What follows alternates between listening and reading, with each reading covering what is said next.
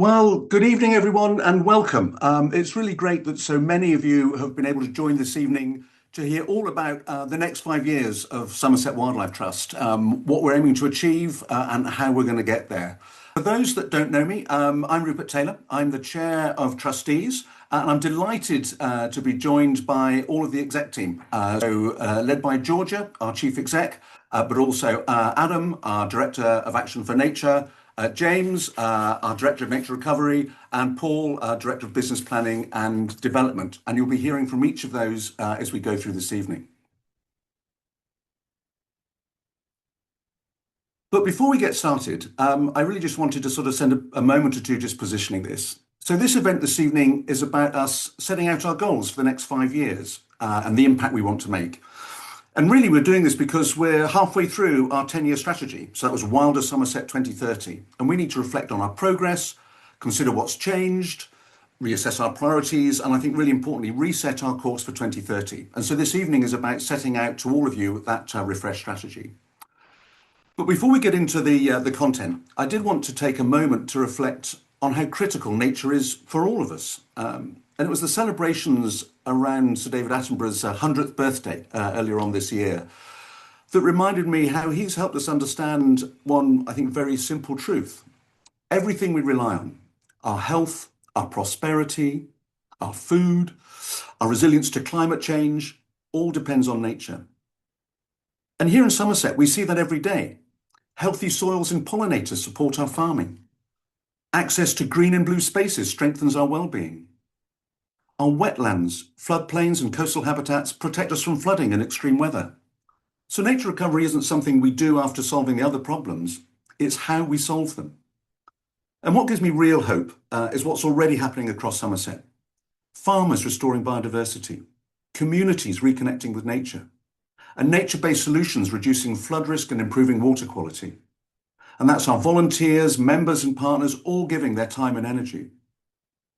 And that's exactly what our refresh strategy builds on. It takes this momentum, this growing movement for nature, and turns it into a clear, ambitious plan for the next 5 years. So a strategy that strengthens nature, supports people and communities, and builds Somerset's long-term resilience. So with that ambition, over to you, Georgia. Thank you very much, Rupert, and good evening, everyone. Lovely to have you all with us this evening. So some of you may, in fact, have joined the webinar when we launched Wilder Somerset 2030 back in 2021. It was the time of COVID and lockdowns, and we launched at what was at the time a bold and ambitious strategy to 2030.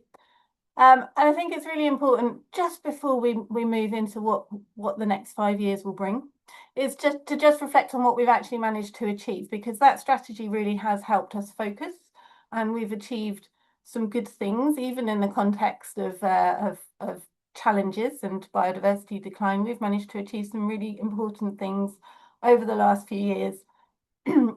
We've developed our Team Wilder approach, and we're now working with a large number of communities across Somerset. We're listening and we're supporting, and they're doing absolutely amazing things through the Team Wilder ethos. We launched our first Somerset State of Nature report, which was in fact one of the key goals of that first of our 2021 strategy. So that was launched in 2023, and we have plans afoot for a revised version, which will be launched in 2027. So we managed to achieve that, and that was a really milestone moment for the county. We've had a real focus on what does it mean to be evidence-led. We've been saying that for some time. All the wildlife trusts say that we're evidence-led, but we've really thought about what does that mean. And we've invested in additional resource around science and evidence. We've created a team, a small team. We'd love more resource, but it's a small team, but it exists. And that's what's enabled that State of Nature report to happen. And we want to continue in that way. We have developed the Somerset Peatland Partnership, and through that we have done a lot of peatland restoration projects using quite innovative techniques. It's called deep cell bunding. We've done webinars on it in the past to look at how we restore 268 hectares of peatland. So that's been a really big, important transition for us. We've continued our work with farmers and developed how we engage with farmers and landowners across the county with cluster farming and all sorts of different ways to engage, recognising how crucial it is to work with farmers and other landowners as partners in our joint efforts for nature recovery. And we've also launched our youth forum, Wilder Youth, and through that we've engaged with over 2,000 young people across Somerset. So those are not the only things that we've been doing in the last few years, but they are certainly some of the highlights. And I think, we can all take a moment because you have been very much part of this, and I'd like to thank you all for your contribution and to just reflect that we've achieved a lot. But I think we will all agree there's a lot more to do, and we really need to scale up and accelerate both the pace and the scale of what we're doing. So that's really what we've been thinking about and what we're now about to walk you through how we intend to achieve that. So this slide is quite busy and you probably will not be able to read all of the detail, and that's fine. I think we're going to put in the chat a link to what we call the theory of change, and it is on the website, but this was a really important piece of work that we did before we reviewed the strategy, because what that has really helped us to do is crystallize around what our overarching goal is, which is about nature's recovery. It is about more and better nature. It's those Lawton principles that most of you hopefully have heard about. I had the privilege of listening to Sir John Lawton speak recently, who was very amused that he'd been turned into a verb, Lawtonian or adverb, is that? But it's something that we use all the time. It's about connectivity, it's about reducing fragmentation, it's about having more space for nature and having better space for nature. So we've thought through the theory of change about how do we reduce the threats, what are those threats, how do we reduce them, and how do we mobilise people to take action, and how do we underpin that with thinking about the systems that have caused those threats, and how do we start to reduce or improve those systems and reduce those threats. So the theory of change has been a really, really important piece of work for us, and it's something that we now use in decision making to show all across the organisation, if we're going to undertake an activity, can we show the clear line through to achieving more and better nature? So I think, if we can put the link in the chat, Lauren, that would be really helpful. Thank you. Lovely, there it is. So moving to what does that look like for the next 5 years, which is why you're all here. So this document is now available on our website, and it is a refreshed strategy. So this is not a new strategy. What this is an updated and a refreshed strategy, an evolution of what we launched back in 2021. So a lot of it remains the same, but what we've tried to do is bring clarity of focus using the theory of change and other tools to really think about what our impact is as Somerset Wildlife Trust. If you've all remembered our original goals off by heart, which I'm sure you have, you will know that many of our goals require other people to act. And sometimes we can have influence on those people and those organisations, and sometimes we can't. So what we've really tried to think about whilst we've produced this refresh strategy is the impact that we as Somerset Wildlife Trust can have, as well as the vision of what we want Somerset Wildlife Trust or Somerset's wildlife to look like, as well as Somerset Wildlife Trust. We've gone through a whole process internally to develop this, and all staff have had opportunities to engage and trustees have been engaged, so it has been a thorough process. And it's important, I think, to understand that underpinning this there is a delivery plan which sets out the pathway for all the teams to achieve the goals within this strategy. And we have also set within this strategy, which you will see today, 8 impact measures. And as we move forwards, we will start to report through our annual report and through our AGM on these impact measures that will hold ourselves to account for the impact that we as Somerset Wildlife Trust want to have. So we will be talking to you about those impact measures this evening, as well as the slightly refreshed goals and the slight clarity of focus that we hope we're bringing to this refreshed strategy. So, sorry, went the wrong way. There we go. So this is a summary of those impact measures, and they link very clearly to the goals. We have 4 goals. In the original strategy, we had 3 plus a supporting goal around Somerset Wildlife Trust being a strong and resilient organisation. We've now brought them all together. We've got 4, and these impact measures relate directly to those goals. So we'll be talking about them as we walk through all the goals. So you can see there, and these are available on the website as well. The link is now in the chat to the strategy hub on our website, so you can get the various documents and see these impact measures. We have one around our impact as Somerset Wildlife Trust on nature improving everywhere. One for us as land owned and managed, so that's the amount of land that would contribute to the 30% 30 by 30 target. And one around marine and coast, which is also the 30 by 30 target. But this is about our impact as Somerset Wildlife Trust, not about what other people are doing. That's whether it's direct or indirect influence. We then have 2 impact measures around our action for nature goals. So one around people taking action and one around access to nature. And then under goal 3, we have one around building support and influencing people's decisions, and another around the evidence that we're using to influence those decisions, and then one for our goal 4 about building a resilient Somerset Wildlife Trust, which is around the income, which enables us to do all of these things and employ the wonderful staff that we have to do them. So you will hear more about those as we progress.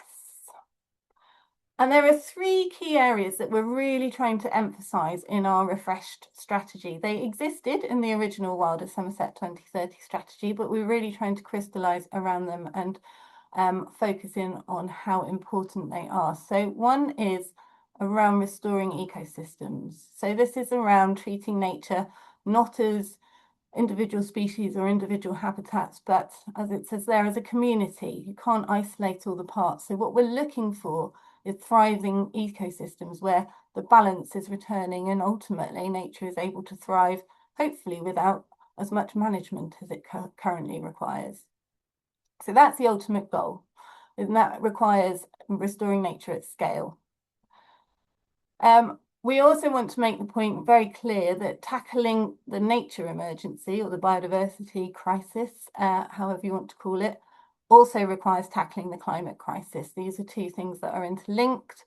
We need to tackle them both together. We can't go for solutions that focus on one, not the other.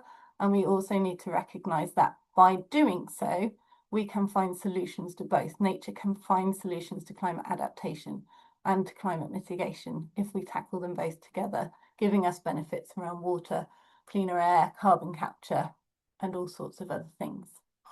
And then I touched on it just a moment ago when I was talking about impact measures.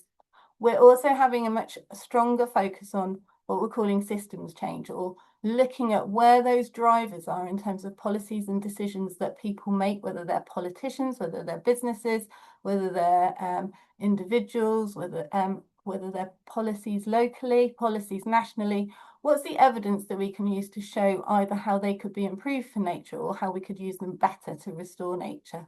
So influencing decisions at all levels that could have a positive impact on nature's recovery. So those are the 3 key areas of focus for the new refreshed strategy. And what we've also done is have another look at our key landscapes all across Somerset. We have work that will happen all across the county. We are Somerset Wildlife Trust, and that will never change, and we will do things all across the county and work with communities and landowners wherever we may. However, we have key landscapes within Somerset where we have identified we can have significant impact if we take a particular focus. And so we have priorities in those landscapes, and that means that we might be doing things that are slightly different in each of those landscapes. It means we might be leading projects in some of those landscapes, leading approaches, whereas with others we might be supporting organisations or partners that are already doing amazing things, and perhaps we don't need to get quite so involved because there's amazing things already happening. So we have these wilder landscape plans that we're developing, which is really important because it also helps us focus on best use of our resource to have the biggest impact. So I think that's my introduction, and I now hand over to James, who will talk you through goal 1. Yes, good evening. Thanks for joining us tonight. I'm James Grisham, as Georgia said, and basically what I'm here to talk about is the exciting stuff about how we, as your Somerset Wildlife Trust, are going to attempt to support a flourishing natural world. And what you see before you is a picture that demonstrates beautifully in many ways what we're trying to do here. That community group you see before you is a private and community nature reserve group. This is around what I think of 250 people now that have their own nature reserves, and they are doing their bit as individuals to support nature. But they're doing it as a network. They're doing it as they learn from each other, and they're doing it as they learn from us, perhaps as Somerset Wildlife Trust. And what's more, we're learning from those individuals as they're doing it. So that's the private community nature reserve group. And I guess what this is about is a flourishing natural world where we want more and better nature. Okay, so within this goal, it's about nature improving everywhere with restored natural processes and nature recovery. Okay, so this is the sum that we're going for. And you might have heard Georgia mention 30 by 30. Okay, so what that's a summary of is the expectation that we will deliver at least 30%, big number, of land and sea protected, connected, and managed for nature recovery. Okay, so that's our primary goal, I would suggest, in this area. So, but in order to support nature's recovery and for nature to function better, we also recognize that species population, we have to think about species. What species should be in a place to make it work more effectively? What species, how should species move through a landscape? How should they be connected? Are they connected in different habitats? So yes, species are a big part of it, but what I would suggest to you, the best way that we can manage our impact is about this idea of more and better nature, and that's generally associated with habitats. But the thing is, we can't do this alone, ladies and gentlemen. We need to work in partnership and offer some leadership in this space and look for leadership where we can find it. So we have an overall aspiration of delivering that 30% of Somerset, but actually at the moment, we're nowhere near that. We need another 70,000 hectares of land that's managed in a useful way for nature and in a specifically profound way for nature. And that needs to be secured for nature as well. But so we will work through the likes of the local nature partnership, and that will give us a chance to deliver this target with others. It's really important that we're doing this with others, and we will have our own specific contribution that we're contributing to that, and we'll do so in a way that perhaps makes the most sense to us. Now, it's going to look like this. So you might have seen this picture before. This is going to, you'll see these core elements of nature that, perhaps look like this 30% of area where nature is primary, where nature's being managed very specifically. Then we'll try to join them up with ecological networks. But we're recognizing that beyond the nature where primary, it's its primary use, there's actually sustainable use areas. It has to be managed sensitively throughout the whole county. So just remember, more and better nature. Okay, so but let me explain a little bit more about perhaps within our impact measures that Georgia explained previously. So some of the things we're doing for impact measure one is around nature recovering everywhere. Okay, we recognize that within the wider landscape of Somerset, we have to appreciate all the potential that every bit of Somerset has for wildlife. Okay, so some of the examples of how we're working at the moment and will continue to work are things like the farm clusters. We have an enormous farm cluster of roughly, I think, about 8,000 hectares of many farmers working on the Mendips at the moment, where they are considering not just those important fragments of nature that they're looking after very specifically, but also how the soil is managed, how hedges are managed, all those bits and pieces of the land and managed really sensitively. So that's been a fantastic thing, and that's that whole idea of sustainable land use, but recognizing within that context there are opportunities for really focused nature recovery within there as well. Another example are the amazing things that communities doing. Wilder Gardens, the fact that within your garden you can support nature-rich areas and look after wildlife in your space.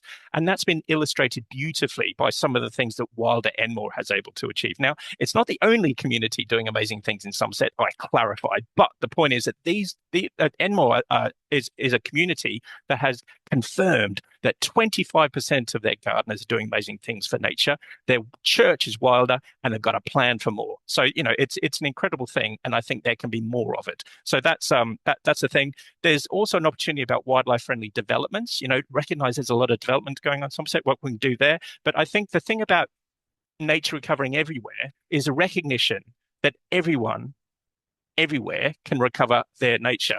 Now, the next thing I want to talk about is this core of nature. Okay, and this is where we recognize that there are places which need to be managed primarily for nature. This is this 30% that I was talking about, where it has to be supported for the long term. This thing about nature, it's connected and all that sort of stuff, but we need a level of stability within that space in order to support the range of potential species that could exist in that place. So, we want to make sure we retain and grow the core of the nature network from which species can spill over and populate.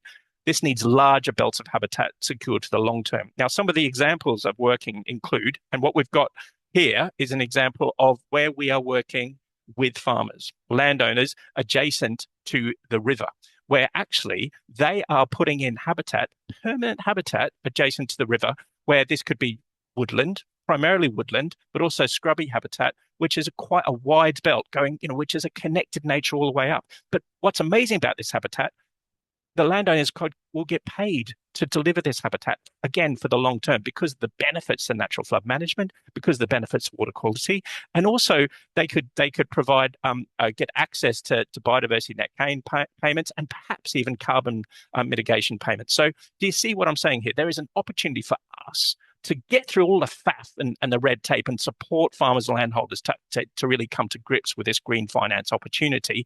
And we're working with some incredible farmers to do that right there on the Tone and increasingly on the Brew. But I think there's lots of other opportunities. But again, that's permanent habitat, what I call riparian habitat against rivers for the long term, for a range of community benefit, but also with good payments. Now, the other thing we're doing is really focusing on how we do acquisition in Somerset Wildlife Trust. So we are trying to focus our acquisition in areas where we think we can grow big blocks of land, but also in those places where we can demonstrate the ability to look after nature in certain ways that support population dynamics, grow ecosystem services, all that sort of stuff, but also do it in such a way that we can open our books and show other landholders how we can actually support that land in various ways, economically, socially, culturally, how it's going to interact with climate change, etc. So there's two examples about how we specifically will be trying to support this 30% of land. But remember, we've got to do that in partnership. We've got to do that with others, like other NGOs, landholders, and frankly, everyone within this core. So that's what we're doing. It's about nature, still going on. And now I'll hand it straight over to Adam. Wonderful. Good evening, everybody. And so, yeah, like we said, introductions wise, I'm one of the three directors, Director of Action for Nature, which, as we'll come on to in a moment, defining exactly what we mean by Actions for Nature has been an interesting conversation over the last year or so. Now, when we're talking about goal 2, we're really talking about the power of people and the belief that ultimately more people doing more things for nature is about ultimately Somerset becoming a truly wilder place, as James was talking about. Now, at the heart of this particular goal, it's that kind of really sort of special transformative idea that ultimately everyone should have the opportunity to experience nature, and everyone should have the ability to take impactful, personally meaningful actions for nature as well. Now, like I said, over the last year, we've refined exactly what we mean by action for nature. And we've used we used to talk about 1 in 4 people taking action in the original strategy, but we've shifted our idea over a better understanding of things like behavioral change science and kind of a lot of evidence out there, and shifted it into that space, which is something a little bit more ambitious and a bit more honest, which is around measuring meaningful, impactful action for nature. Again, we've been sort of digging into what meaningful and impactful actually means. Now, that actually recognizes that there's a full spectrum of different people contributing with a range of different actions for nature. Some people give their time through volunteering, organising, showing up. Some people give their money, supporting projects and funding local change. And some people are using their voice as well by influencing others, advocating for change and campaigning, as I'll come on to in a moment. Now, all of these matter, but we know that some of these actions create a sort of larger ripple effect than others. So now we're grouping those engagement activities and actions into different levels. So whether they're entry level actions that build connection, or through leadership actions that ultimately inspire more change within communities across Somerset. Now, that's ultimately the journey that we're on, and we've been doing obviously decades of amazing people doing brilliant work. But ultimately, we're talking about how we can support people to move that idea of connecting with one another, building their confidence, and building that kind of leadership in the places that they live. Now, this picture you can see here is a great example because it's from our Wilder Coasts project, end of project kind of celebration event. And that captures that spirit really beautifully because it's all about people learning together, sharing knowledge, and building their confidence to take action. And that's what this goal is all about. Next slide, please. So then we sort of move on to some of the specific examples for the two different impact measures that Georgia mentioned. So the one around action for nature is impact measure 4, then access to nature, which is impact measure 5. So what does that mean when we're starting to look at our different programs of work that we have come out of the delivery plan? And it's really sort of based on the sort of years of learnings and brilliant projects that the teams have been working on. So first of all, it's worth noting that we know that initial enthusiasm that some people might have when they might want to take action is great, but we know that with a lot of pressures that people have on their lives, that can actually that enthusiasm can wane after a while. So it's all about how do we connect people together? How do we support people and connect them with each other so they can have that energy to continue? So that's why we've kind of evolving our model around things like the Wilder Together event, which is what this picture is here. And that's again all around making sure that we bring people together. And we had some beautiful feedback in the event in 2025, where people came up to us and went, thank goodness you guys are bringing us together, because my energy and my enthusiasm for doing this was starting to sort of dissipate. But actually coming together and seeing other people do brilliant things has buoyed me up to sort of carry on doing great work. So as well as bringing people together and building their confidence, we also have this sort of county-wide offer as well. So the likes of Guy, who you see here in the picture, are one of our 3 permanent community engagement officers that we now have, that are working with the likes of the private and community nature reserve network, which James talked to, is looking at our different resources that community needs, and ultimately kind of building up the opportunity to kind of scale up and speed up the delivery by working with all these brilliant Wilder communities across the county. And yes, just another sort of plug as well that that Wilder Communities Award Scheme is a brilliant opportunity. So anyone out there who is inspired by Wilder Enmore and wants to be the next 2nd, 3rd, 4th, 10th, 100th community across Somerset doing and being awarded that Wilder Community Award would be brilliant. So do let us know. Next slide, please. So it's worth noting that as well, that when we're not just talking about the idea of community organising, it's also around building skills and looking at how we shift systems change as well, like Georgia mentioned.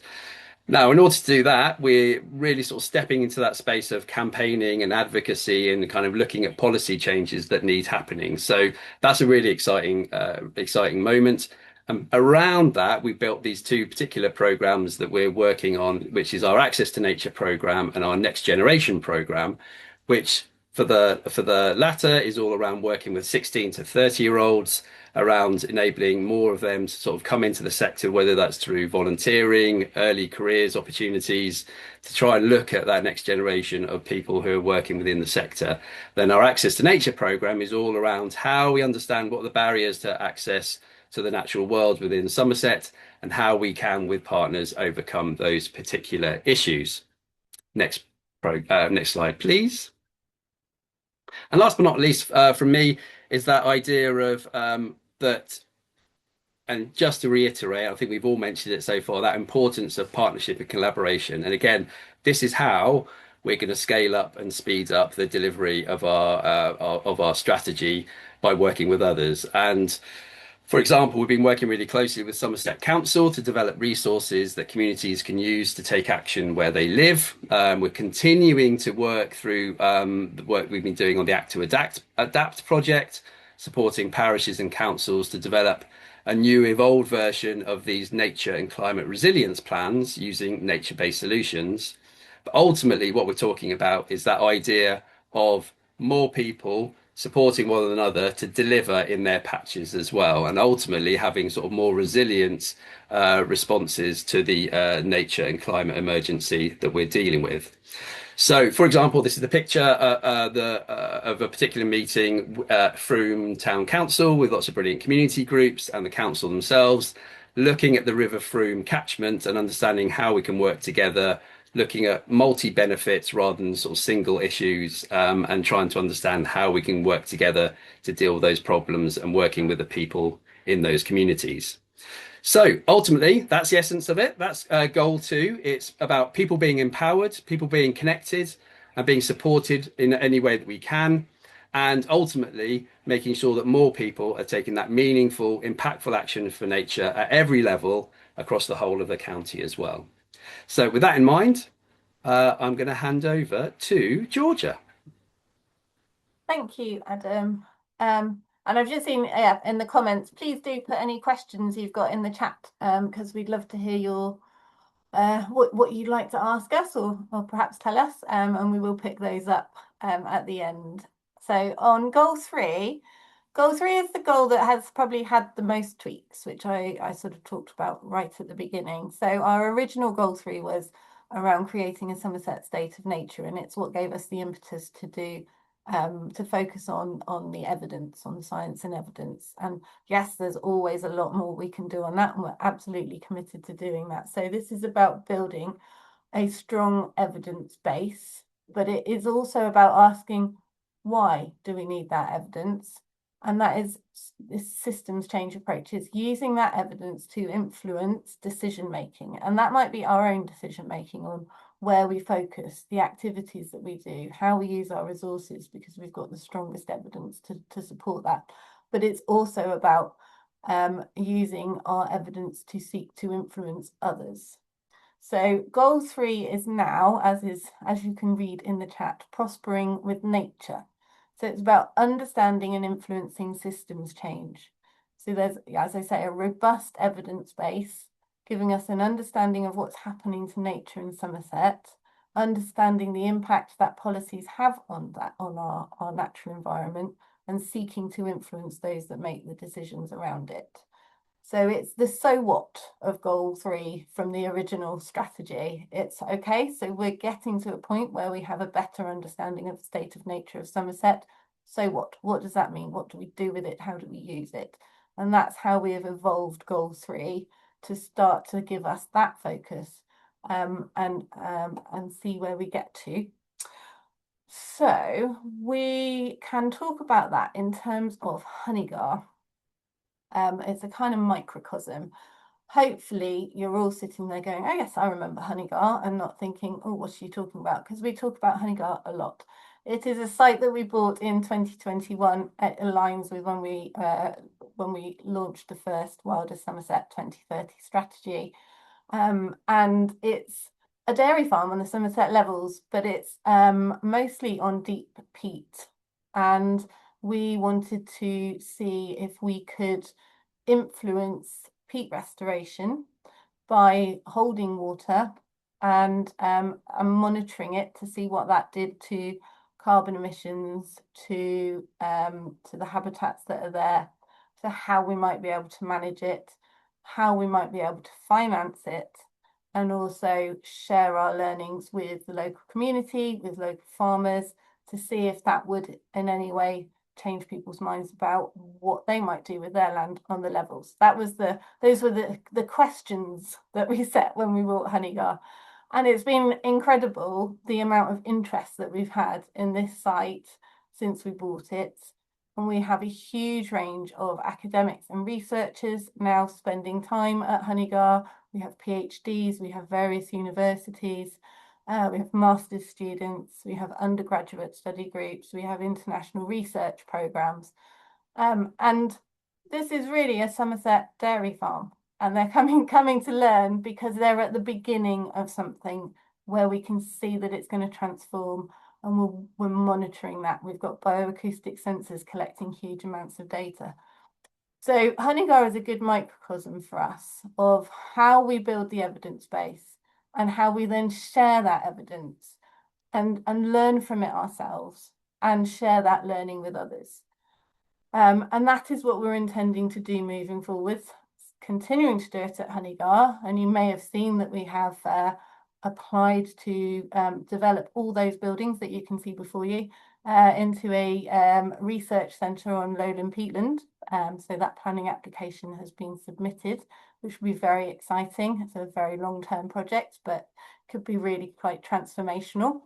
But we also want to apply those principles across Somerset to learn and to share and to influence. So our impact measures under goal 3 are around building that support. So building partnerships, relationships, continuing to work and expand our work with the universities. We launched a research prospectus this year, which has gone down incredibly well. But also partnerships with businesses, partnerships with local town and parish councils, and try to support and find evidence that they might need and that they might be able to use to inform their decision making. And then our other impact measure there is about building that robust science and evidence base. So that is goal 3. And Paul is now going to talk you through goal 4. Yes, thank you, Georgia. Hello, everyone. Thanks for your time this evening. So I am going to focus on, as Georgia says, goal 4 and impact measure 7, which is around income. So goal 4 is about a thriving Somerset Wildlife Trust. Our strategy right from the start has been ambitious, and that hasn't changed. So the refresh, it is an ambitious strategy. And in order to achieve all the things that we want to and we have the ambition to, we need to make sure that we have the organisational strength within the trust that enable us to deliver those ambitions. And impact measure 7, as part of goal 4, is about an income step change. It's about focusing on being financially resilient that enables us to have the sort of strength and resilience with the organisation that funds the work that we do. So there's some numbers. So the trust is in a very healthy financial position. We have done very well over the last few years in terms of fundraising from our fantastic members, many of which are with us this evening. But we do know we need a step change in income, and we do need to increase repeatable income that is unrestricted. And the levels that we are looking at generating that is really by a minimum of about 1.5 million by 2030. And that will allow us to effectively deliver more on more land, help with all of the other goals that we've spoken to about facilitating both access and action for nature, helping with land advice with landowners and other partners that are looking to improve their land for nature. And it gives us a kind of financial platform that means that we have repeatable income, that we don't suddenly disappear away from projects because we can no longer fund them. We need to move away. So project funding will always be a key part of it, but we want to move away from sort of more opportunistic funding opportunities to a kind of consistent and ongoing funding of the activities that we want to deliver. Now, in order to do this, there are a number of things that we need to do, and I just want to kind of just stress that this impact measure 7, it's an engine that powers our ability to deliver. We're not looking to generate additional funds for the sake of generating additional funds. The whole purpose of generating funds is so that we can have a greater impact.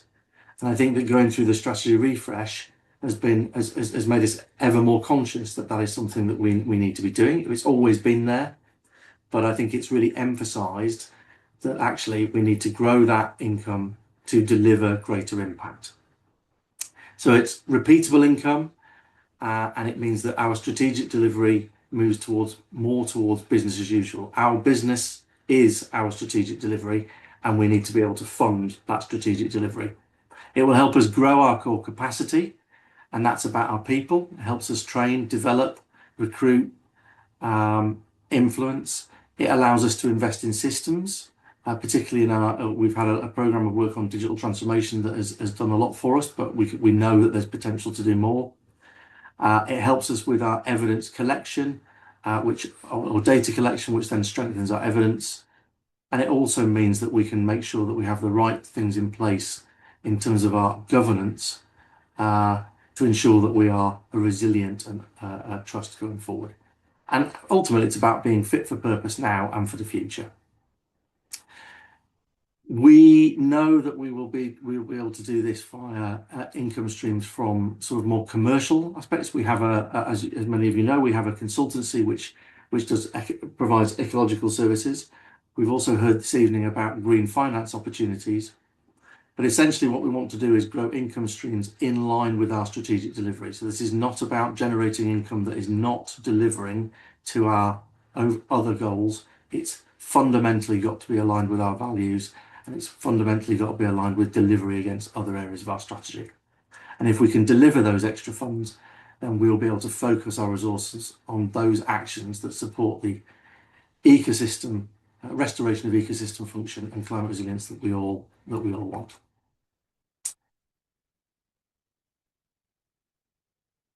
Should click to the next one.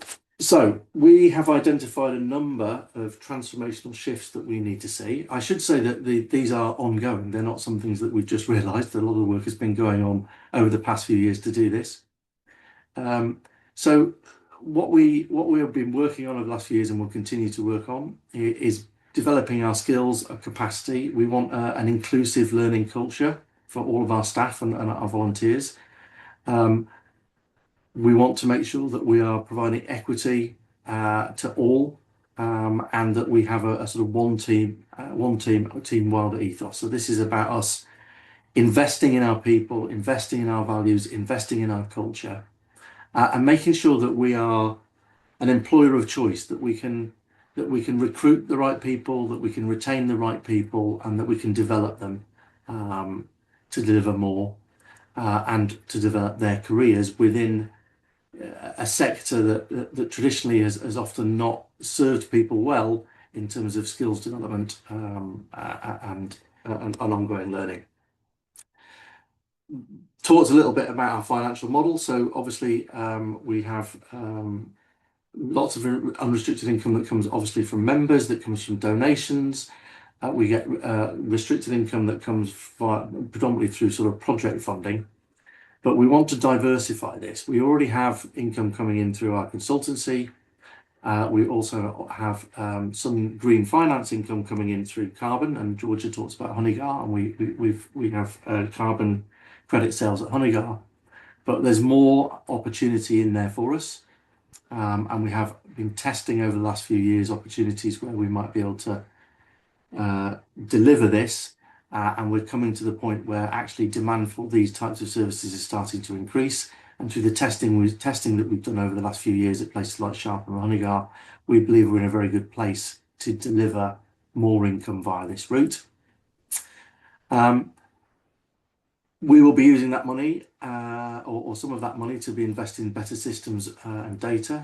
Georgia talked a lot, talked earlier about the State of Nature report. That is a key thing for us. We need to understand how nature is doing in Somerset.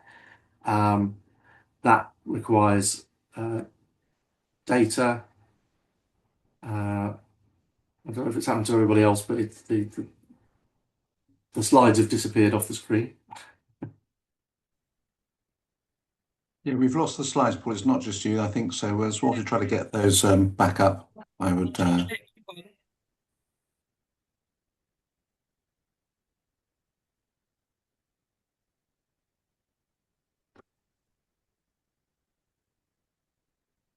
Great. Should be Thank you both. very much. Sorry about that, everyone. Going back to the sort of data and digital, we've been investing in digital over the last few years. It's helped us with our internal communications. It's helped us with our sort of data sharing, and we are learning more about the sort of functionality of things, including the use of AI to help us with organizational learning. And we also need to look again, not necessarily at our governance. Our governance is strong, but we need to make sure that we are maintaining the resilience of our governance. But we also need to think about our assets in terms of how we are expressing ourselves and making sure that our assets, both through our communication channels, are absolutely in line with our strategy. And we also need to make sure that we are acting with integrity, so that if we are working with partners, we've done the appropriate sort of due diligence to ensure that we are comfortable that the organisations we work with are aligned with what we are looking to deliver. So I guess I just want to kind of reiterate really that the goal 4 has been part of our strategy since the beginning, but we are bringing it much further forward and giving it sort of equal parity with the other 3 goals, because we know that strengthening the organisation and strengthening the resilience of the organisation will be absolutely critical for us to deliver. But I also want to say that we're looking for an income step change. That income step change is solely for the purpose of delivering the impact that we need to see in restoring nature in Somerset. So I think I'm handing back to Georgia. Thank you very much. So just to summarise for you, this is evolution. So Wilder Somerset 2030, we still stand by. This is a process that we've been through to provide focus and clarity around how we're going to really try and scale our efforts to achieve more for nature with some pretty ambitious targets by 2030. So the summary is that if we can have a thriving Somerset Wildlife Trust, if we can build a really strong evidence base that we can use to influence how other people make nature positive decisions, if we can mobilise the power of people across Somerset by enabling them to access nature so they value it and take action for it, we absolutely can have a flourishing natural world in Somerset. And that is really what this is all about, is focusing on those things so that we can achieve more, and by 2030 achieve those goals we set ourselves back in 2021. And we can only do it with you. We've talked about partnership all the way through, and that is absolutely critical. Partners with other environmental organisations we work with across all of Somerset, partners with non-environmental organisations, partnerships with businesses, with landowners, with communities, and partnerships with you, our supporters, our members, and our funders. So we want to do more with you. We want to hear from you, and we hope that you can be excited about how we're trying to take Somerset Wildlife Trust forwards and what we can actually achieve together. So please do ask your questions. We've got some time now. I'm going to hand it back to Rupert, who's going to lead us through the questions. But, if you've got questions after today, talk to us. If you've got ideas, talk to us. And we hope that you can feel inspired by what we're trying to do and come with us. Thank you. No, thanks.